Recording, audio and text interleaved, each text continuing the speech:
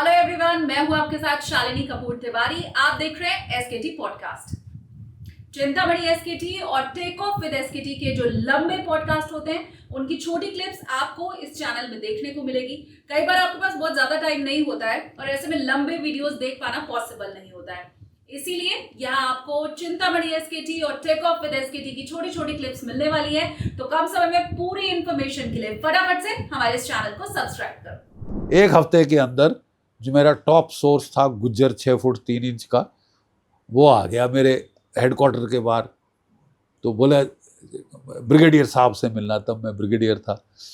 तो मैंने बुलाया अंदर, हाँ भाई क्या खबर लेके आया? तो बोले हाथ में खुजली हो रही है, पैसा तो अच्छा तो टिप के बदले पैसा? हाँ, खबर के पैसे के लिए खबर देते हैं। अच्छा। हाँ, तो गरीब लोग हैं। तो बोले हाथ में खुजली, और मैं कहा बे कट द कॉमेडी, क्या खबर लाया? बोलता है वो तेरे 3 बंदों की खबर लाया हूँ। बोले तूने, वो तू करके बोलते हैं, आप शाप नहीं पता उनको है। बोले तूने जो धमकी दी ना बड़ा अच्छा किया। मैंने कहा क्यों? कहता है अपनी छाया से डर रहे, किसी गांव में 1 घंटे से ज्यादा नहीं रहते, अगर कोई इनकी तरफ देखता है उसकी पिटाई शुरू कर देते हैं। अबे तू मुखबरी करेगा हमारे खिलाफ, मारना पीटना। कहते हैं लोग इतने तंग आ गए कि जहां जा रहे हैं खबर आ रही है। मैंने कहा कट द कॉमेडी, मुझे बता अभी कहाँ है?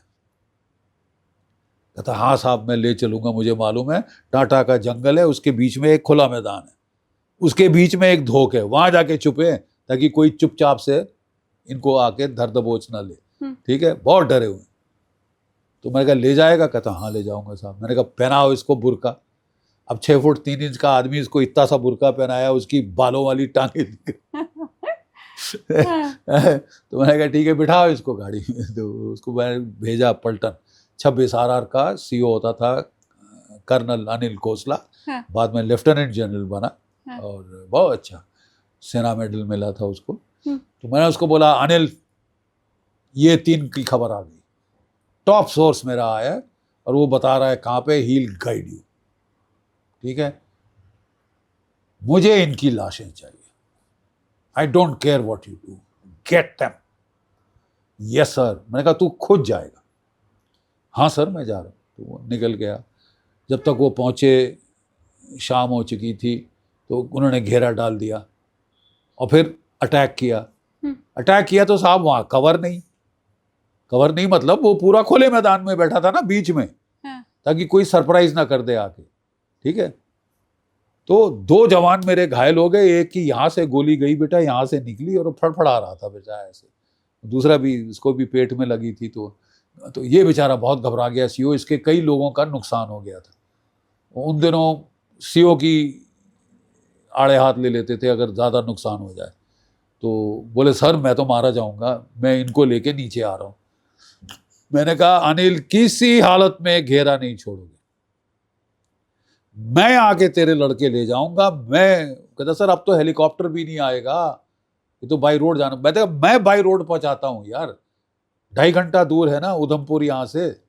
कमांड हॉस्पिटल को बता दिया है, सर्जन ऑपरेटिंग थिएटर खोल के बैठ, तेरे लड़कों को मैं बचाऊंगा, लेकिन तू घेरा नहीं छोड़, क्योंकि हमको अभी रेडियो इंटरसेप्ट आया है कि अबू मुस्तफा, अबू गुलाम, अबू उमेर फौज के घेरे में है। अरे कुछ करो यार, वो फौज उनकी खून की प्यासी है, बहुत बुरा मारेंगे सालों को, कुछ करो, उनका ध्यान बटाओ, ये करो वो करो वो करो, यू नो। तो एनीवे मैं वहां पहुंचा, I reach there, I took the boys out, had them sent with the RMO। वो बच गए। उनका सुबह तक पहुंच गए, 5-6 बजे तक उनका ऑपरेशन हुआ, गोली दिमाग से निकाल दी, बच गए, दोनों लड़के बच गए। मैंने कहा now Anil go for it. First light पे उन्होंने दोबारा हमला शुरू किया और फिर उनके 1-2 लड़के और घायल, कोई कवर नहीं। तो मैंने बोला मेरे भाई तू अटैक क्यों कर रहा है? बोले सर और क्या करूं? मैंने कहा तेरे पास फ्लेम थ्रोअर है, रॉकेट लॉन्चर? बोले हाँ। मैंने कहा उड़ा दे पूरी धोक, उड़ा दे। मेरे को इनको कोई प्यार जताने की जरूरत नहीं है, ये कमीने हैं, इन्होंने इतने लोग मारे, ठीक है, इनको मार डाल। तो कहता सर मैं जला दे धोखे। वो जो रशियन थर्मोबारिक रॉकेट लॉन्चर होता है वो गोला फायर करता है और जहां जाके फटता है 8 मीटर के दायरे में 1000 degree temperature at the core. Can you imagine? आपका खाना कितने पे पकता है? 200 डिग्री पे। हाँ। 1000 डिग्री सेंटीग्रेड।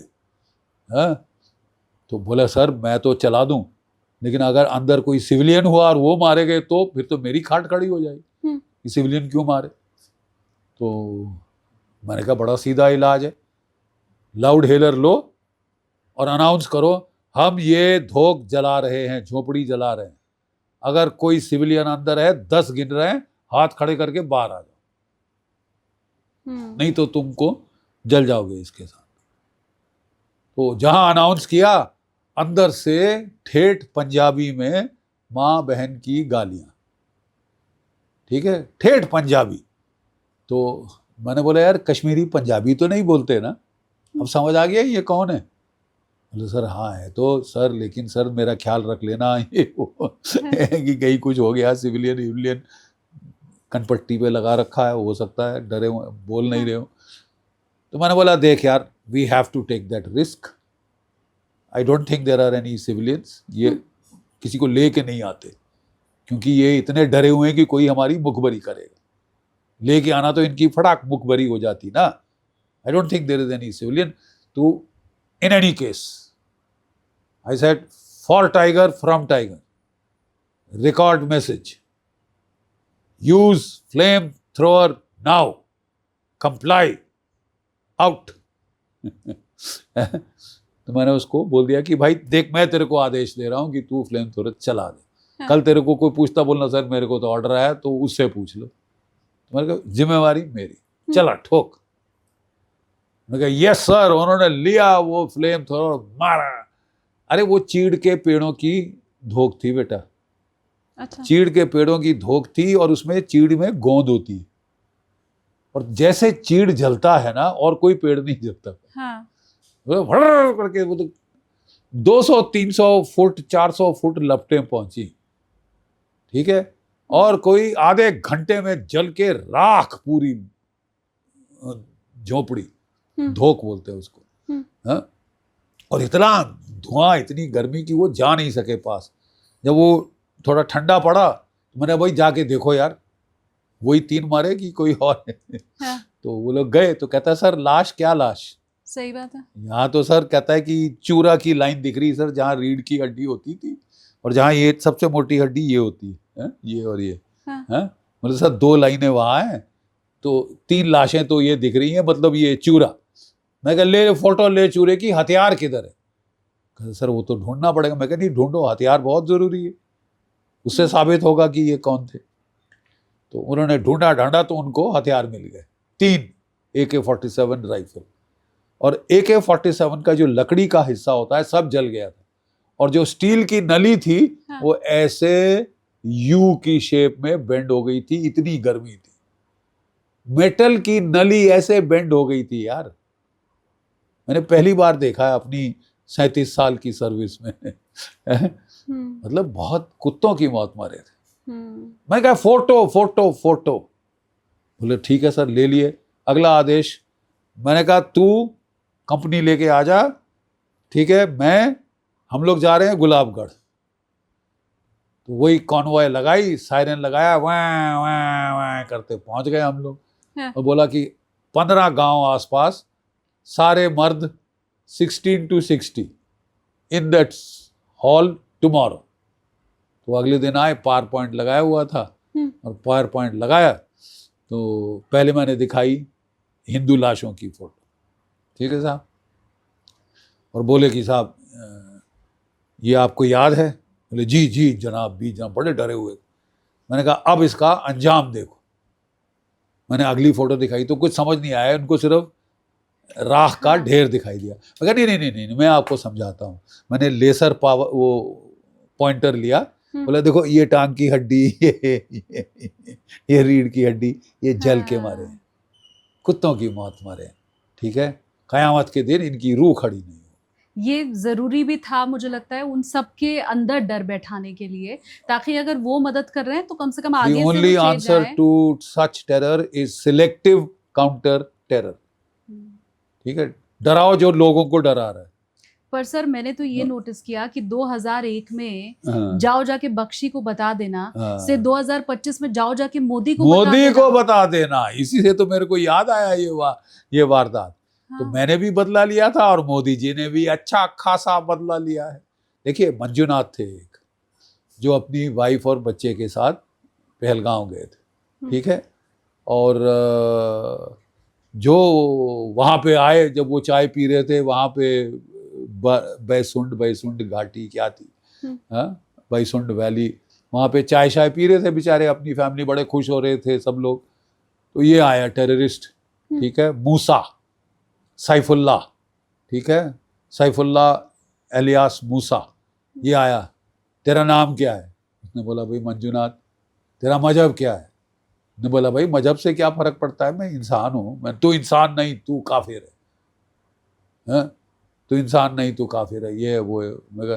तो वो कहता कि हम काफिरों को चुन चुन के मारेंगे। तो उसने बोला हाँ नहीं नहीं भाई, मैं भी मुसलमान हूँ, जान बचाने के लिए लोग बोल देते हैं। उसने वो तो कलमा पढ़, कहता भाई मेरे को तो नहीं आता। तो वो कहता तो फिर लेट। तो उसकी वाइफ लगी, तेरे बड़े इसको क्यों मार रहे हो भाई, इसने तेरा क्या किया है, हैं? तू चुप रहे औरत, वो करके कनपट्टी पे लगाया, फाड़ मारा, उसका पूरा फट गया बेचारे का sir, died on the spot, खून बह रहा। वो बेचारी वाइफ चीखे मार रही। फिर उसको इतना गुस्सा आया मिसेस मंजुनाथ को, उसने बोला कुत्ते कमीने, तूने मेरे शौहर को तो मार दिया, तो मेरे को भी मार दे ना, मेरे बच्चे को भी मार दे, हम लोग क्या करेंगे जी के, अनाथ कर दिया इसको, विधवा कर दिया मुझे, मेरे को भी मार। ना ना ना, सही है औरत, जाके मोदी को बता, ये कहा था उसने। फिर मोदी जी ने बता दी। समझ आ गई कि नहीं समझ आ गई? मुझे ये आप बताइए, क्योंकि मोदी जी ने कई बार ये चीज अब तक कही है कि ऑपरेशन सिंदूर पॉज हुआ है, रोका गया है, खत्म नहीं हुआ। अब यही अमेरिका के रक्षा मंत्री की तरफ से हाल ही में कहा गया कि हम इंडिया पाकिस्तान की जो भी हरकतें डे टू डे बेसिस के ऊपर उस पर नजर रखे हुए हैं। तो क्या इन दोनों को अगर मैं मिला करके समझना चाहूं तो भारत पाकिस्तान युद्ध फिर से हो सकता है? बिल्कुल हो सकता है, क्यों नहीं हो सकता। वो बोले ये जो एक कुत्ते की दुम को जो टेढ़ी होती है, आप स्टील की ट्यूब में डालें और 1 साल रखें और 1 साल के बाद निकालें या 10 साल के बाद निकालें, तो दुम तो टेढ़ी ही होगी। पाकिस्तान की फितरत है, वो क्या वो बाज आएगा अपनी हरकतों से? वो फिर करेगा। वो थोड़ा सिर्फ सांस ले रहा है, अपने जख्म चाट रहा है, ठीक है, घायल जानवर की तरह, ठीक है। ये फिर अपनी चुलबुली से बाज नहीं आएगा। और इसका तो पानी फंसा हुआ है। हाँ, उसके लिए भी असीम मुनीर की तरफ से ये कहा गया, वो भी वॉशिंगटन में ट्रंप के सामने कि बांध बनाओगे तो हम उसे तोड़ देंगे, जामनगर मिसाइल 10 फायर करेंगे, जामनगर को आग लगा देंगे, हम न्यूक्लियर बर्बाद कर देंगे, आधी दुनिया अपने साथ ले जाएंगे। हाँ। देखिए साहब, अगर एक चीज साफ हो गई ऑपरेशन सिंदूर में, तो वो ये थी कि तुम्हारी न्यूक्लियर गीदड़ भभकी है। जो तुमने 3 मिसाइल फायर किए, 3 के 3 shot down over Sirsa, Delhi पे फायर किए थे 2, एक अमृतसर पे हरमंदिर साहिब की तरफ, ठीक है, 3 के 3 100% शॉट डाउन। 1200 ड्रोन चलाए थे, 90% शॉट डाउन। यानी हमारा एयर डिफेंस इतना तगड़ा है, अब तो वो सुदर्शन चक्र के साथ और भी तगड़ा हो जाए कि तुम्हारा एक मिसाइल ये जो है शील्ड को भेद नहीं सकेगा, नंबर 1। और ना सिर्फ हम रक्षात्मक कार्रवाई करेंगे, ऑपरेशन सिंदूर में हमने इनका जो nuclear command and control post था नूर खान पे, उसको उड़ा दिया। और आपको पता होना चाहिए, नूर खान में 5 मीटर की चद्दर थी, उसके ऊपर सीमेंट, कंक्रीट, स्टील, मट्टी सब मिला के वो 5 मीटर की चद्दर और 40 बाई 40 मीटर का अंडरग्राउंड कमांड पोस्ट, ठीक है, जिसमें कंप्यूटर, सर्वर, ये वो सैटेलाइट कम्युनिकेशन सब कुछ था। ना सिर्फ पाकिस्तान इस्तेमाल कर रहा था, अमेरिका भी इस्तेमाल कर रहा था। तभी तो मर्चें लगी हैं डोनाल्ड ट्रंप को कि उसका कमांड पोस्ट पर खच्चे उड़ गए साहब। और वो कमांड पोस्ट पे अगर न्यूक्लियर हिट भी होती तो इतनी सॉलिड चद्दर थी कि वो भी उसको फोड़ नहीं पाती, न्यूक्लियर बॉम्ब भी गिराते, लेकिन हमारे जो नाविक सैटेलाइट्स थे उन्होंने पकड़ लिया ऊपर आसमान से, स्पेस से, कि इसकी एक एयर कंडीशनिंग वेंट है 45 सेंटीमीटर बाई 45 सेंटीमीटर, अब जानती हैं। और हमारे ब्रह्मोस क्रूज मिसाइल ने 400 किलोमीटर दूरी से उस पर निशाना साधा और वो एयर कंडीशनिंग डक्ट के अंदर से होके अंदर गया और धुआं, भाप बन गया जो भी अंदर था, ऑफिसर, जवान, JCO, computer, satellite, radio communication वगैरह, भाप बन गया। इतनी एक्यूरेसी शायद अमेरिका के पास नहीं है जो हमने ब्रह्मोस क्रूज मिसाइल ने, सुपरसोनिक क्रूज मिसाइल ने दिखाई है। 400 मीटर पे 45 सेंटीमीटर बाई 45 सेंटीमीटर की टारगेट को हिट करना अचंभा है अपने आप, और हिट कर दिया। हाँ। और जो बंकर वो सोच रहे थे कि न्यूक्लियर बॉम्ब भी नहीं फोड़ पाएगा, वो हमारे ब्रह्मोस ने फोड़ दिया। तभी तो रो रहा है डोनाल्ड ट्रंप, तभी तो रो रही है अमेरिका की फौज। ठीक है। और साहब बात ऐसी है कि मैं तो कहता हूं कि अब जो होना है हो जाने दो। और 1971 में भी मैडम गांधी ने मार्च के एंड में मानेकशॉ को बोला था, सैम हद हो गई, करोड़ों रेफ्यूजी धकेल दिए हैं भारतवर्ष, खाना पिलाना उनको मुश्किल हो गया। ठीक है। इन्होंने कोई 1 मिलियन बंगाली विमेन को रेप कर दिया, 3 मिलियन बंगालीज को मार डाला, 10 मिलियन बंगाली भारतवर्ष में खदेड़ दिए। हमारी तो इकोनॉमी तबाह हो जाएगी इनको खिलाते खिलाते। Without a shot being fired, I want you to move in and take over Bangladesh. उसने कहा, मैडम दैट मीन्स वॉर। कहती है, आई डोंट केयर, मैं कर भी क्या सकती। तो उसने बोला, मैडम मैं समझ गया, लेकिन आपको मुझे वक्त देना हो। I will go in if you want now, but I can't promise you success. ठीक है। तो उसकी तो ब्रिगेडी खड़ी हो गई, Indira Gandhi, iron lady, authoritarian very. तो what do you mean Sam? सारे मिनिस्टर्स थे, उन्होंने बोला, आप लोग सब जरा जाएं। What do you mean? कहता, मैडम अगर आप चाहती हैं कि मैं अपनी रेजिग्नेशन दूं तो मुझे बता दीजिए कि मैं मेंटल ग्राउंड या फिजिकल ग्राउंड पे डाल दूं, लेकिन मेरी आपको परामर्श है, प्रोफेशनल एडवाइस, कि अभी जो है मार्च का आखिर आ गया है, अप्रैल में मॉनसून बांग्लादेश में शुरू हो जाती है। ठीक है।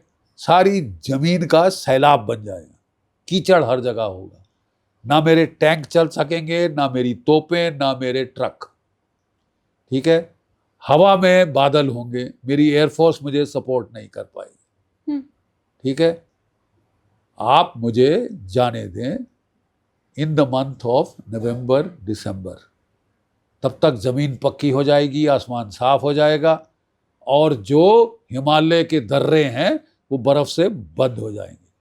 चीन चाहकर भी हस्तक्षेप नहीं कर पाएगा, चीन चाहकर भी हस्तक्षेप नहीं कर पाएगा। You let me go, then I will promise you 100% success. लेकिन आप चाहती हैं कि मैं हुक्म पालन करूं तो मैं अभी चला जाऊंगा, बट कोई चांस नहीं है सक्सेस की अभी। To the credit of Mrs Gandhi, वो she didn't react like Donald Trump, है मेरी बरखिलाफी करी, ये किया वो किया। शी अंडरस्टूड, भाई anybody can see the logic, जो crystal clear, even a non military person can understand. आप समझ सकती हैं। ठीक है। तो उसने कहा, okay Sam, do it your way. और हम मार्च के बजाय हमने कब हमला किया? नवंबर के आखिर में छुटपुट हमले स्टार्ट किए। पाकिस्तान ने तिल मिला के पहला वार किया, हमारे एयर बेसिस को स्ट्राइक किया 3 तारीख को, 3 दिसंबर। 4 को हम चढ़ गए राशन पानी लेके, बिल्कुल तैयार थे। जो ब्रिजिंग इक्विपमेंट हमको वेस्ट से ईस्ट मूव करना था वो मूव कर दिया था। हिमालय के फ्रंट से बहुत सारी डिविजन्स निकाल के बांग्लादेश पे लगा दी थी। मतलब पूरी तैयारी करके मार मारा, बोले 100 सुनार की 1 लोहार की। 13 दिन में पाकिस्तान के 2 टुकड़े हो गए थे। हम थे उस लड़ाई में, और पाकिस्तान की फौजें 3 तरफ से हम चढ़ गए बांग्लादेश पे। 550 किलोमीटर चल के राजधानी ढाका पे कब्जा किया, तिरंगा फहराया, और 93,000 पाकिस्तान की फौज ने सरेंडर किया, आत्मसमर्पण, headed by lieutenant general Amir Akbar Abdullah Khan Niazi, हिलाल जुर्रत, सितारा पाकिस्तान इत्यादि इत्यादि। छोटे बच्चे की तरह फपक फपक के रोते देखा है। सरेंडर करनी पड़ी अपनी पिस्टल टू जगजीत सिंह अरोड़ा। आपने क्योंकि वो जंग भी देखी और अभी के हालात भी आप देख रहे हैं, इंदिरा गांधी की आपने इतनी तारीफ की, मैं अगर समझना चाहूँ कि युद्ध जैसे हालात में और पाकिस्तान को मज़ा चखाने के, अगर उस पर मैं समझूं, तो इंदिरा गांधी या नरेंद्र मोदी? नहीं, I think both have done there bit by the country and God and their country. Indira Gandhi का टाइम अलग था। उस वक्त पाकिस्तान के पास न्यूक्लियर हथियार नहीं थे। हालांकि अमेरिका का पूरा सपोर्ट था, चीन का सपोर्ट था, 7th फ्लीट भेज दी थी रिचर्ड निक्सन ने, लेकिन उसके पास कोई जो है ये सपोर्ट नहीं था। क्या? न्यूक्लियर वेपन्स नहीं थे। अब न्यूक्लियर हथियार हैं, तो मतलब समीकरण बदली हो गया है ना। अब थोड़ा इतनी आसानी से आप जंग नहीं कर सकते, सोच समझ के करनी पड़ेगी। कांग्रेस ने क्योंकि एक बड़ा कैंपेन चलाया था नरेंद्र सरेंडर वाला, और वो इंदिरा गांधी की ही याद दिला रहे थे वो लोग, इसलिए जब आपने इंदिरा गांधी की तारीफ की तो मैंने ये सवाल उठाया कि क्या। नहीं, देखिए, तारीफ, माफ कीजिए, तारीफ के काबिल है। हमने वो लड़ाई देखी हुई है, इसलिए कह रहे हैं। मतलब I have no political affiliations. वो तब प्राइम मिनिस्टर थी, हम उनको सैल्यूट करते थे। नरेंद्र मोदी आज प्राइम मिनिस्टर है, हम उनको सैल्यूट करते हैं। उन्होंने भी बड़ी अच्छी खासी हिम्मत दिखाई है कि न्यूक्लियर थ्रेट के नीचे ये सब कर देना is many times more difficult than possibly 71 when there was no nuclear threat and you could fight till as long as you wanted.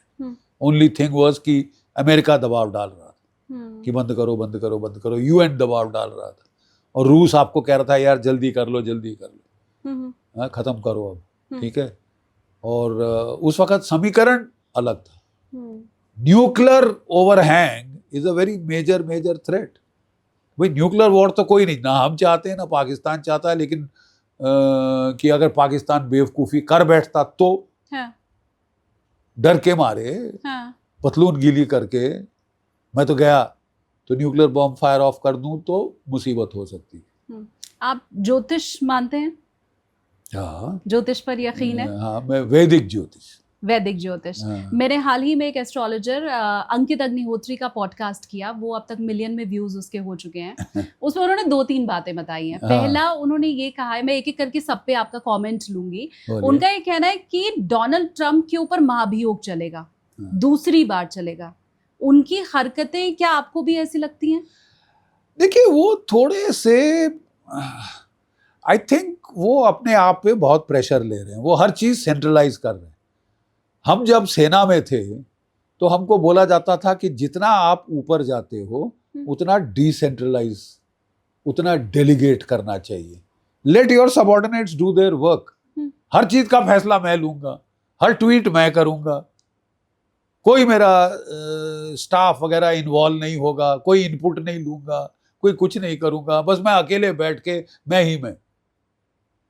मैं फैसला, इतना ट्रम्प 25%, 10%, 12, 15, ये सारी दुनिया भर से लड़ाई मोल रखी, वो थक रहे। सीधी बात, जो हम देख रहे हैं ऑन द टीवी स्क्रीन, जब वो उतरते हैं एयरक्राफ्ट की सीढ़ियों से, साइड पकड़ के उतरते हैं, पहले नहीं उतरते थे साइड पकड़ के, मतलब घुटने उठने दर्द। भाई मैं भी 75 का हो गया हूँ, मेरे भी घुटने दर्द कर रहे हैं, मेरे को भी रेलिंग पकड़ के उतरना पड़ता। तो ये हम सब देख रहे हैं। He is over centralising, he is tiring himself, और मुझे लगता है वहां पे जो डीप स्टेट है वो उन पे हावी हो रही। जो डीप स्टेट है, CIA, स्टेट डिपार्टमेंट वगैरह, ये जो डीप स्टेट है ये उन पे हावी हो गई। वो नहीं चाहते यूक्रेन की लड़ाई बंद हो, तो वो इनको ऐसा फंसाया है कि जितनी भी शांति की बात इन्होंने कर ली, ये नहीं रोक पाए। और अब अपनी ईगो लेके ये भारत के खिलाफ पड़ गए हैं, तो कोई बात नहीं। भारत हम कोई छोटा मोटा 2 किलोमीटर बाई 3 किलोमीटर का देश नहीं है ये। ठीक बात। सबसे सबसे बड़े लोकतंत्र हम हैं। सबसे बड़ा लोकतंत्र दुनिया का, 1.4 billion Indians and very youthful population. लड़ने को आ जाए तो इससे ज्यादा लड़ाई कोई नहीं कर सकता। ठीक है साहब।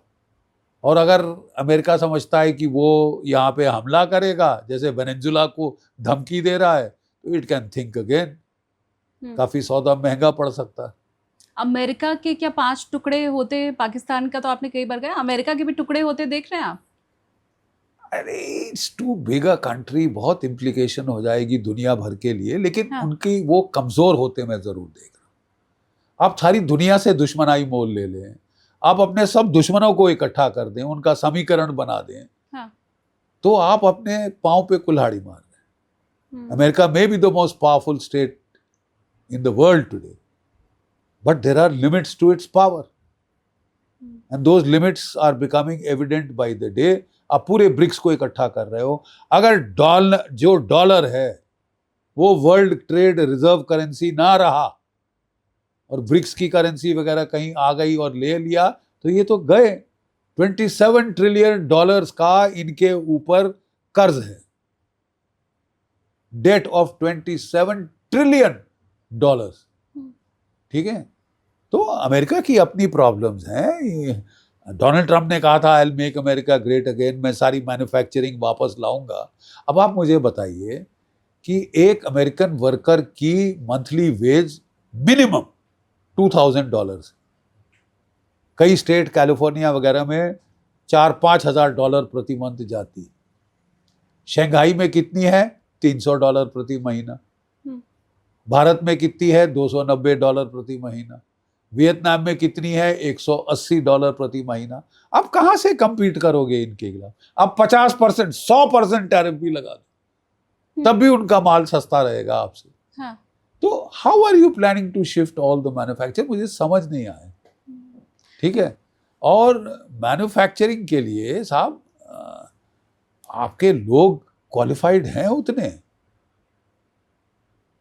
ठीक है, इतनी वर्किंग पॉपुलेशन है, और क्या वो इतनी घटिया वेजेस पे काम करने को राजी होगी? सो डोनाल्ड ट्रंप की एक किस्म से तो लोग कह रहे थे नहीं शातिर दिमाग है, ये है वो है, बट जिस तरह से जा रहे हैं, मुझे तो वो अपने देश के लिए खतरा मोल लेते दिखाई दे रहे।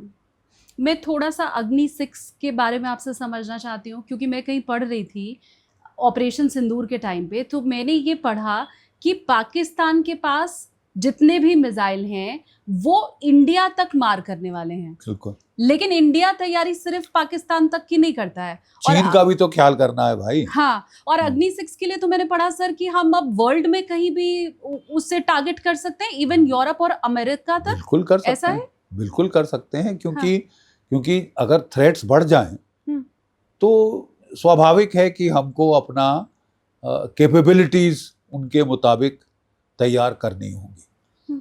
इससे ज़्यादा मैं नहीं कहूँगा, लेकिन अपनी कैपेबिलिटीज आपको बढ़ानी होगी। ऑपरेशन सिंदूर पर आपकी बुक भी आ रही है सर? मेरी किताब आ रही है, it is in print now. Knowledge world है मेरे पब्लिशर, और वो मैडम निकाल रही हैं, Kalpana Shukla ji. She is taken out all my military books, और नेताजी सुभाष चंद्र पे जो बुक है, तो ये book I think I am the first to do a book on Operation Sindoor in India and abroad. I haven't seen any other book come out. This book is ready. This book is out there. And one of the good things in Operation Sindoor, I must say this, Pakistan की मंशा थी कि वो ऐसा हत्याकांड करे, communal massacre, कि लोग भारत के घुसा के मुस्लिम्स को मारें, कश्मीरियों को मारें। ठीक है, but it is so I feel so happy to see the Muslims of India saw this, ये घिनौनी चाल कि ये तो हमको मरवा रहा है। He couldn't care less कि हम मारे जाएं। हमारी फैमिलीज का क्या हो क्या नहीं हो, रॉयट्स हो, ये रॉयट्स करवाना चाहता है इंडिया में हमारे बरखिलाफ। सो दे अंडरस्टूड और हुक्म पास हुए कि साहब हर मस्जिद में पाकिस्तान को कोसा जाएगा, ठीक है। एंड ओवैसी और ये दे pleaded, they went around all countries of the world pleading the case of India, ठीक है। And I have never seen such national unity that we saw during Op Sindoor. Even Kashmir में लोगों ने कैंडल मार्च कश्मीर में लोगों ने candle march किए, कश्मीर ने टेररिस्ट के खिलाफ पहली बार हड़ताल करी है। बिल्कुल। And you saw Omar Abdullah what he said, that was so gratifying. The whole nation as one, it united the nation. Hindu, Muslim, Sikh, Jain, Isai, Christian, everybody, हम सब भारतीय हैं। बिल्कुल।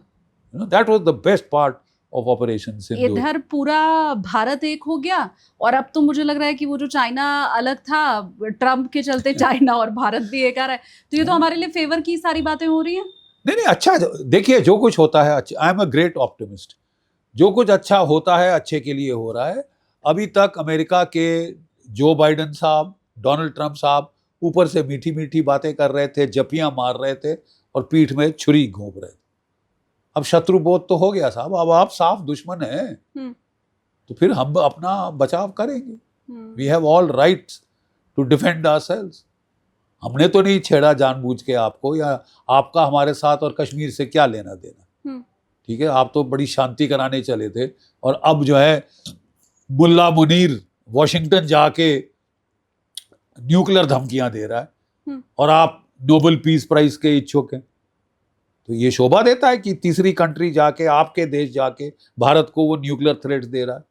2 टके का है फील्ड मार्शल, अपने आप को महावीर चक्र दिलवा एक को नोबेल पुरस्कार शर्म आनी चाहिए।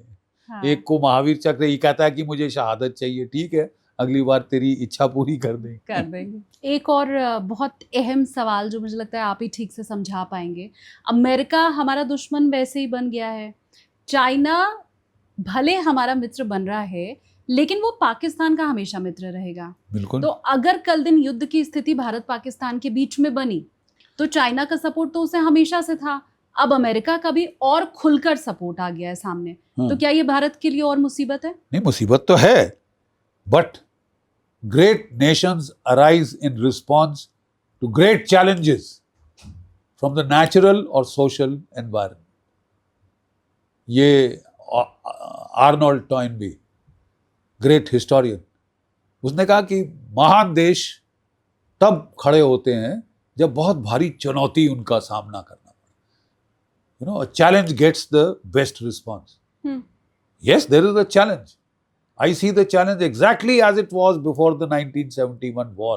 तब भी चीन हमारे बरखिलाफ पाकिस्तान के साथ, अमेरिका पाकिस्तान के बिल्कुल इससे भी ज्यादा साथ। हेनरी किसिंजर वहां हर रोज पहुंचा होता था, वहां से जाके उसने चाइना को आउटरीच किया था। 7th फ्लीट भेज दी थी रिचर्ड निक्सन ने बे ऑफ बंगाल में जब लड़ाई चल रही थी। उससे ज्यादा कौन क्या दुश्मनाई मोल ले सकता था। अपने जहाज लड़ने के लिए आपसे भेज दिए। ये तो दूसरी बात है कि जब तक वो पहुंचे हमने ढाका पे कब्जा कर लिया था। हाँ। और हथियार डाल दिए थे, पाकिस्तान की फौज ना रहेगा बांस ना बजेगी बांसुरी। अब वक्त आ गया है कि आपको वही करना होगा। You'll have to fight and be prepared for a big fight. Be prepared for a Arya पार की लड़ाई। और ये मेरी समझ में आपको करनी पड़ेगी। अर्जुन युद्ध कर, हे अर्जुन युद्ध कर, करनी पड़ेगी तुमको। और ये आर पार की लड़ाई अगर दोनों बॉर्डर पर हो गई, एक तरफ चाइना और दूसरी तरफ पाकिस्तान, नहीं देखिए, अभी तभी तो हम आउटरीच कर रहे हैं। हम किस लिए आउटरीच कर रहे हैं? क्या चीन बेवकूफ है?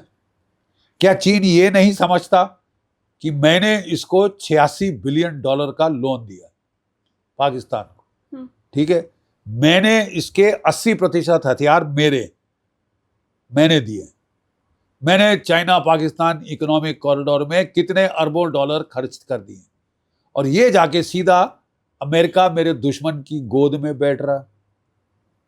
क्या चीन बेवकूफ है? नहीं, क्या उनकी अकल पे पर्दा हो गया है, कोई लकवा मार गया है, उनको नहीं दिख रहा? ये दोगला देश है, किसी का सक्का नहीं है।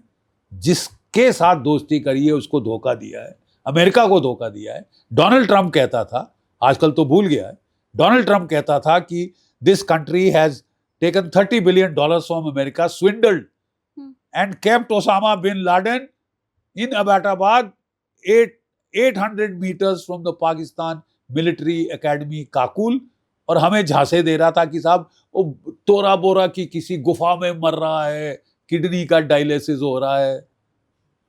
अपनी 3 बीवियों के साथ वो ऐश मकाम में था, next to the Pakistan military academy Kakul. मतलब ऐसा तो ये मुल्क है, वो इनकी फितरत नहीं समझते। और हमको भी अब सीधी बात करनी चाहिए चीन से कि भैया तुम भी जरा देख लो, जब सीज फायर कराना था तो तुम्हारे पास नहीं गया रोता हुआ, अमेरिका की गोद में जाके बैठा। क्योंकि पाकिस्तान के जर्नैल, इनके बेटे, इनके बच्चे, बीवियां, ये जाके अमेरिका में रहना चाहते हैं, यूके में रहना चाहते हैं, वहां प्रॉपर्टीज खरीदते हैं। अमेरिका तो कभी भी इनको घुमा दे, हथियार कहीं से भी मिले, चाहते तो ये अमेरिका के हैं। और मुल्ला मुनीर साहब पहुंच गए कि मुफ्त में हथियार मिलेंगे, मुफ्त में। डोनाल्ड ट्रंप मुफ्त में नहीं देगा, ठीक है, और आपके पास खरीदने के पैसे नहीं, ठीक है। अब देखते हैं आप करते हैं क्या। तो देखिए, ऑपरेशन सिंदूर में चाइना ने कोई डायरेक्ट हिस्सा नहीं लिया था, पीरियड। हथियार पहले के दिए हुए थे, हाँ, इंटेलिजेंस शेयरिंग कर रहा था, वो तो करेगा, ठीक है। और लेकिन हमको भी उनको क्लियर करना चाहिए कि भाईजान तुम भी सोच समझ के अपने दोस्त चुनो, ये किसी को भी धोखा दे सकता। तो ये चीज चीन को भी समझ आ रही है, वो भी इतने मंद बुद्धि नहीं है। They are also alive to what is happening around them.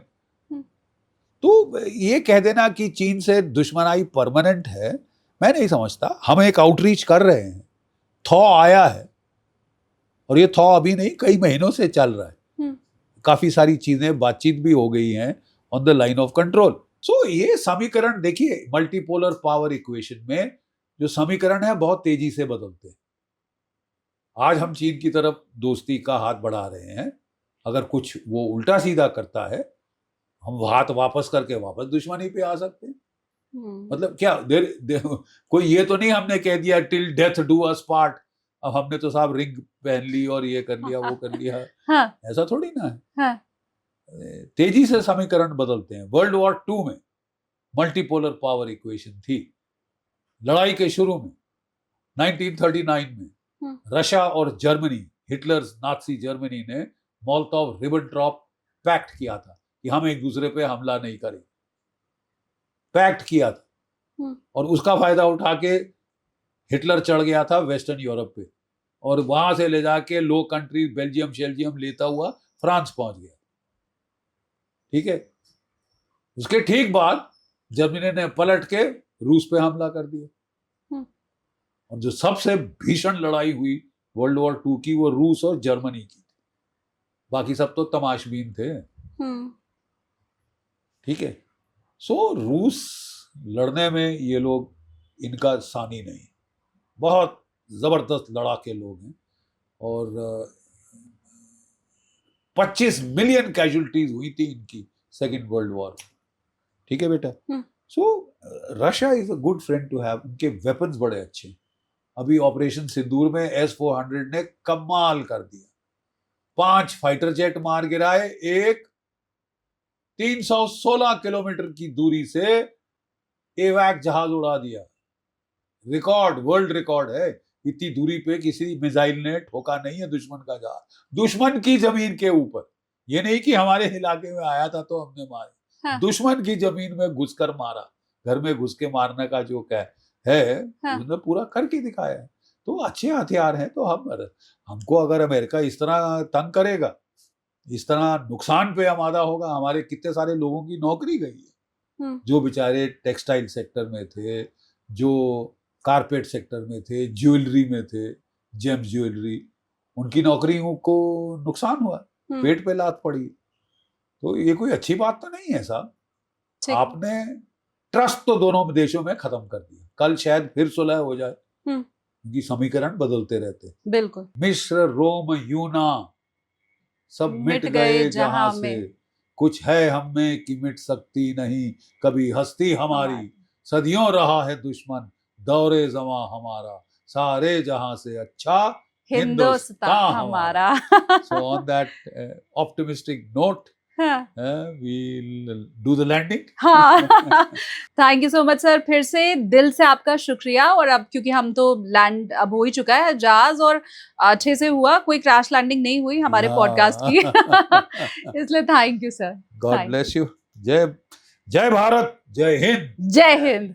Thank you. Thanks for watching this video. ये काम की इंफॉर्मेशन बाकी लोगों तक भी पहुंचे, इसीलिए इस वीडियो को ज्यादा से ज्यादा शेयर करो, और हाँ, लाइक करना मत भूलना।